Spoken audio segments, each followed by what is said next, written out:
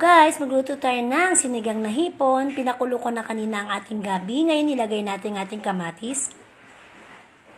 Ngayon takpan natin to ng 20 minutes.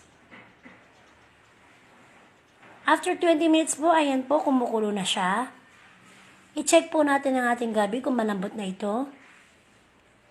Yan, malambot na po siya. Kaya pwede na po natin ilagay ang ating mahiwagang kangkong. Ayan.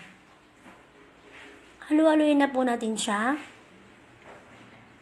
Ayan, mix-mixin na. Natlagay na natin ang ating patis para pampalasa po.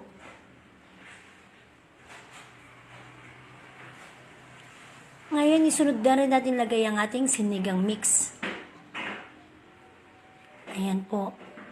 Haluin natin po yan. Ngayon, ilagay na po natin ang ating hipon. Ayan.